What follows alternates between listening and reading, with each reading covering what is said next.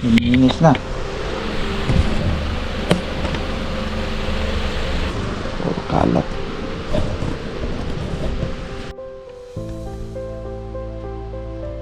Yun, laki na yung ano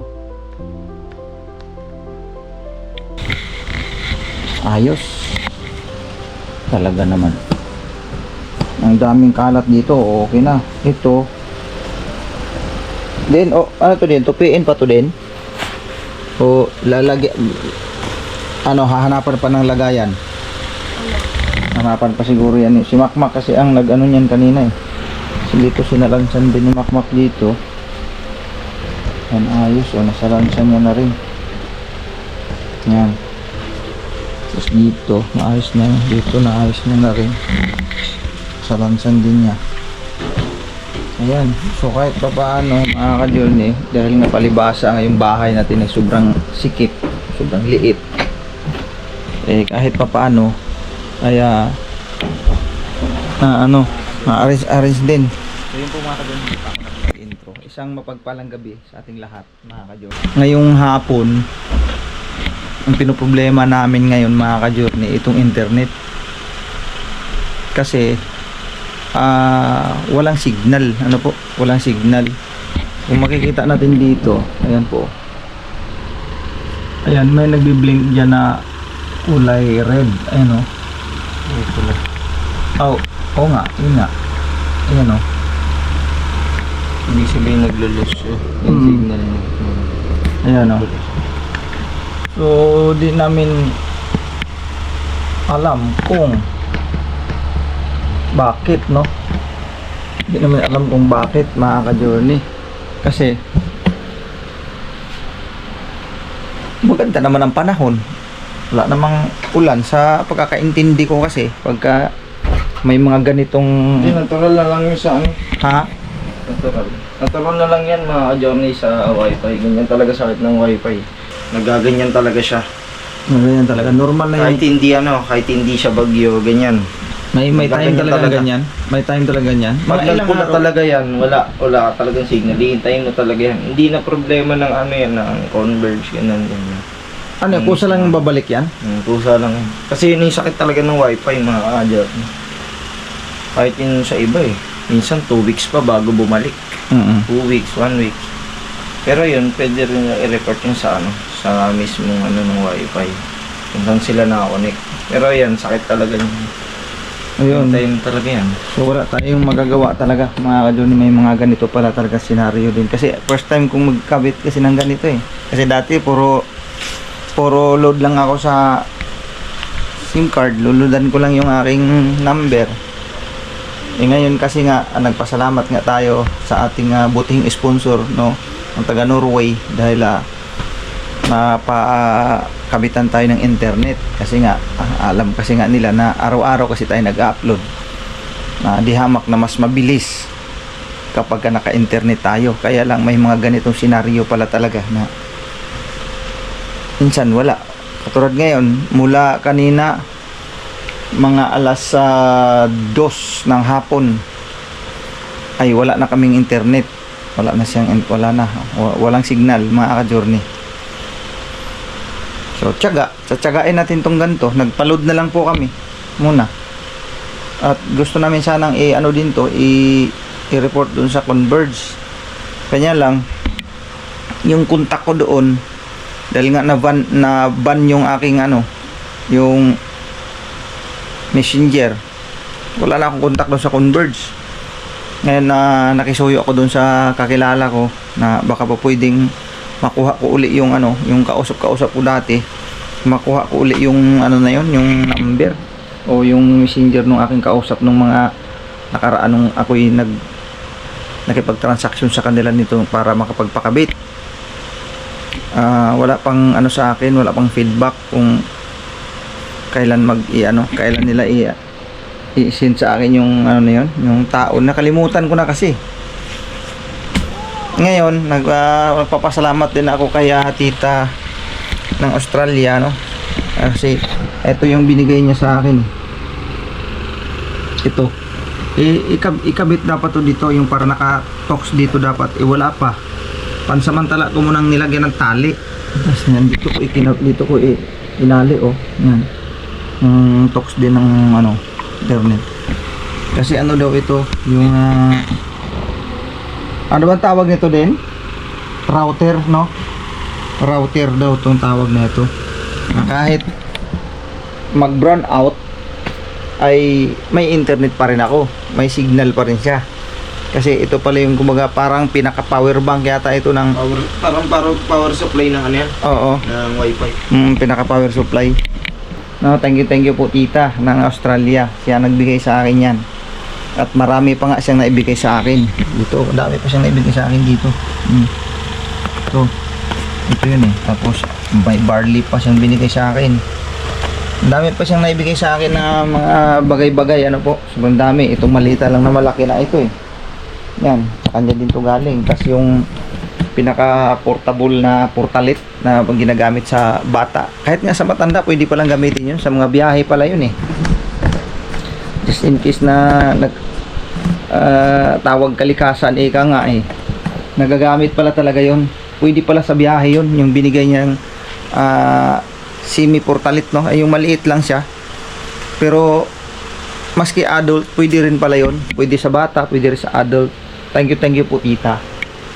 Ayan, ito yung pinaka problema namin, yung internet. Kasi araw-araw tayo nag-upload. Tapos ganitong senaryo. Nako, mahirap ito. So, sabi ng mga anak ko nga, hindi, ganun talaga yan pa. May mga ganun talaga. Minsan nga daw sa ibang company, ganun din. May mga ganitong tagpo talaga. So, sana wag tumagal, no?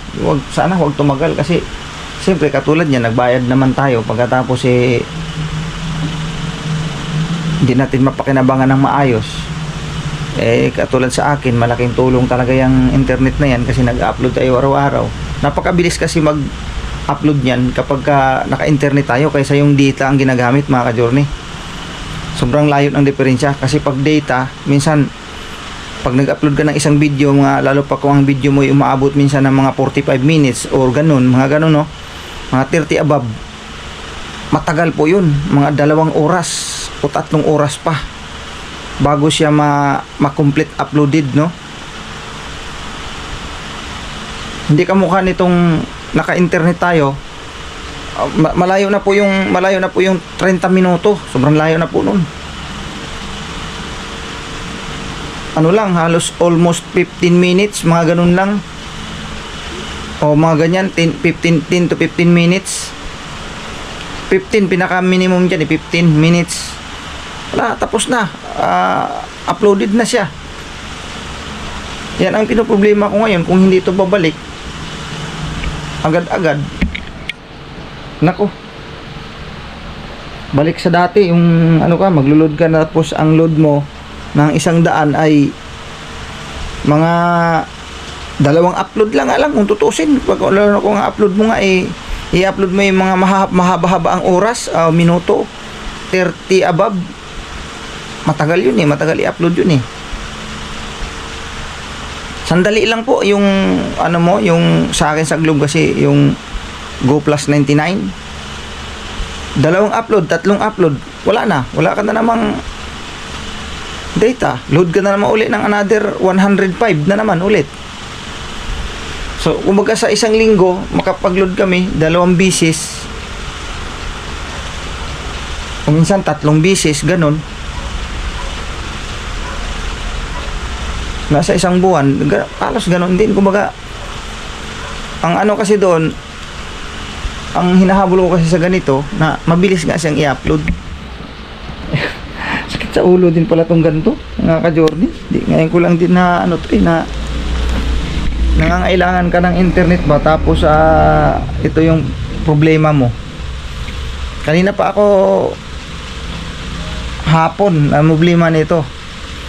Walang choice kundi mag-load para makapag-upload ako nung hapon. Kaya nga po ang upload ko late na, no? Pasensya na po kayo. Dapat matugma sana yun sa oras talaga na mag-upload tayo, na dapat ay eksaktong alas 2 nakapag-upload tayo. Hindi nangyari. Kasi nga nagkaroon ng problema yung internet. anong oras na natapos yun. Si Dindin na nga ang pinaasikaso ko nun kasi nagpunta pa ako sa church. Na-upload siya pero alam ko anong oras na, alas 6 na yata, mga ganun na yata na-upload yun eh.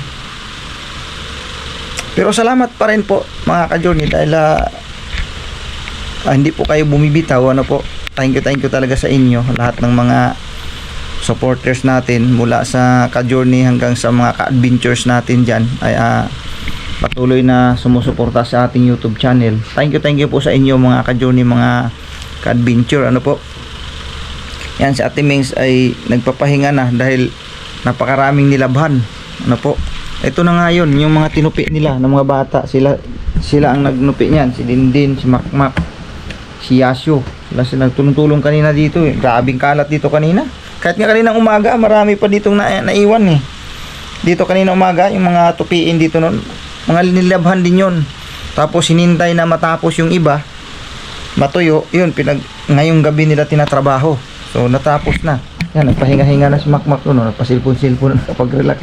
Katatapos lang nila yan dito asikaso.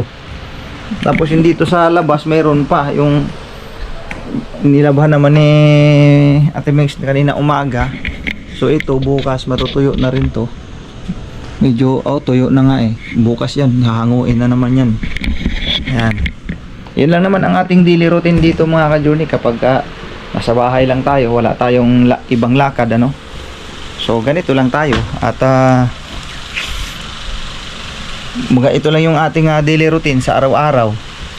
Yun, maghatid sa mga estudyante, mamamalingki. Pag may pera, makapamalingki. Pag wala, di tuyo muna tayo. Ito lang yung buhay ng isang Kuyanoy. Ano po? Hindi naman sa lahat na kasi ng pagkakataon ay lagi tayong alive. May mga pagkakataon na katulad nito, yung vlog natin na medyo malungkot ako sa nangyari dahil ito nga internet na inaasahan ko ay nagka-problema. So malungkot ako. Sa pagbablog ay hindi talaga permis yung ating income, ano? Hindi permis talaga. May mga pagkakataon na maliit lang ang ating revenue. Ano po? So naisipan ni Ate Mings na balik ulit kami sa mga paglako-lako kahit pakunti-kunti, balik ulit kami. Dapat noon pa nung mga nakaraan pa sana kanya lang sobrang mahal ang gulay noon. Sobrang mahal. So yun, naputol tayo doon sa aking sinabi kanina nga, sabi ko nga noon hindi kami nakapag tinda-tinda. Dapat noon pa sana nung mga nakaraan. Dito na kami, no? Di lang namin na ituloy kasi gawa ng sobrang mahal ang mga bilihin na gulay or either prutas. Pero ngayon medyo nagmura na. So sabi ni Ate Mings ay baka pwede na tayong magsimula magtinda-tinda ulit kahit ilako-lako namin ulit tulad nung dati nung ginawa namin. Sabi ko sige. Ewan ko kung bukas kung ano kasi siya ang pagpipiliin ko doon siyang pipili kung anong pwedeng bilhin. Naglaba pa naman ito kapag si Ate Mings kasi pagka naglaba yan ang problema sa kanya pag naglaba. Sobrang pagod ay ewan ko yung makakagising ng maaga yan bukas. Ay ko ayan si Dindi naman trabaho naglinis daming mga dyan ginawang yung tawag mga hugasin, tupiin. Ngayon nag-module module mo tapos na meron ka pang review ako. Sama ko bukas. Yun magre-review kay may exam bukas. Yung pala yung result ni din nakuha na namin mga ka-journey. Negative. At negative na siya, no. Okay na yung kanyang lungs. Under observation. Oo. Ang sabi ng doktor, under observation ka, di ba? Bawal pa rin magkakain ng mga bawal.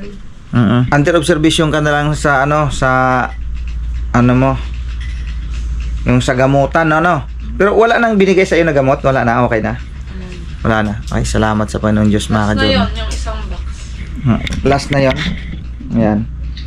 Si Kia, nag-study pa, Meron pang tinapos. Si Mac ay nagpahinga-hinga na yan kasi halos katapos-tapos nga lang yan magsikaso sa bahay. Tapos ayun na nga mga ka-journey, si Ate Mengs ang aking kuan dito, timon. Kung sabihin niya bukas na alis kami, tuloy kaming mamimili. Pero kung hindi naman, baka sunod araw. Nakadepende lang ako nito sa kanyang galaw nito kung anong kuan, kasi siya ang namimili yan doon mga ka-journey kung anong gusto niyang itinday. So yun po mga ka-journey, naalala ko lang, napakasarap balikan yung mga ganong tagpo. Sarap dun. Ako rin, na-miss ko maggulay. Ha? Namimiss mo magulayan ano? Ako naglalako nun eh. Ako naglalako nun mga ka-journey dati. Ako naman. Dalawa kami ni mama. Ako naman nagbubukas sa umaga pag mamamalengke mo na sa mama, ako nagbubukas nun. Nagbubukas ka. Malaki yung gulayan namin dun eh. Sa ano eh. Dalawang lamisang mahaba, puno yon, kulang pa. I-arrange ko yung yung mga, yung nabubulok na, tatanggalin na. Sobrang lakas talaga. Dati mga ka-journey. Kasi Nasanay pandemic. ako doon, nasanay ako magtinda ng dati. Pandemic kasi yan. Kaya sobrang Ang tao lakas. pila, naalala niyo pag muy pila ang tao? Na diyan sa may tulay na napakahaba. Natiyempo talaga na doon ako sa may tulay na yung nagtinda. Grabe kalakas. Yan mga anak ko, sanayan sila. Alam nila mga diskartihan niya noon kung paano pakinabangan yung mga gulay na Mabubulok. malapit na talaga siya mabulok. Hindi siya pwede mabulok nang hindi kami kumikita. Yung diskarte namin, yun, gagayatin, tapos isusupot para mapakinabangan.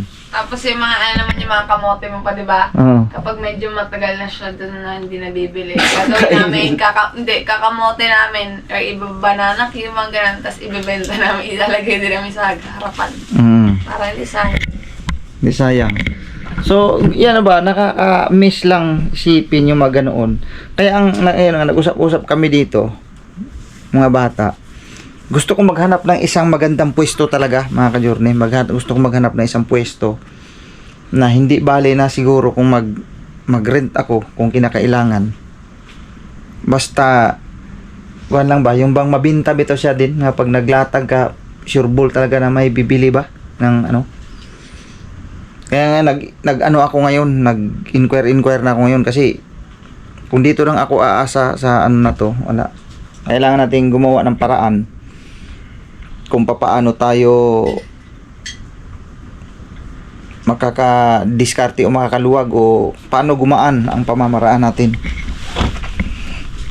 Kaya ito yung todo kami ngayon pag-iisip ng kung saan kami pwedeng pumwesto, maghanap ng magandang pwesto. Kaya siguro bukas mga ka-journey, ito yung aking vlog, ito yung aking magiging vlog bukas. Maghahanap ako ng isang area o kung saan ako makakapaglatag. Maglalatag ako ng mga paninda, mga ka-journey namin minamahal. At the same time, iba-vlog ko rin. Para update kayo kung anong mga naging ganap namin sa gagawin naming pagtitinda. Walang masama mga ka-journey kung balikan ko ito, kung ano yung ginawa namin noon na mga pagtitinda. Gagawin namin ulit ito. Kasi dito kami medyo nasanay sa ganitong negosyo sa mga pagtitinda ng mga pagkain. Pagkain kasi is importante kasi. Importante. Lamang, ayun nga lang kasi, medyo masilan. Bakit ka mo? Tulad nga nan, gulay, prutas, madaling mabulok po yan Kailangan ma-dispose yan ng madali. So, bukas, yun siguro isa sa aasikasuhin ko, mga ka-journey naming minamahal. Lumuluwag siya. Yun pong aasikasuhin ko bukas, mga ka-journey. Na makapaghanap ako ng pwede kong malalatagan. At kung kinakailangan nating magpaalam sa barangay para makapaglatag tayo ng maayos na hindi tayo masisita, mas pinakamainam yun. Kasi hindi pwedeng ganito lang to mga ka-journey, kasi nararamdaman po kasi namin na hindi tayo ganun kalaki ang ano ngayon, ang revenue, ano po. So, kailangan gumawa kami ng paraan.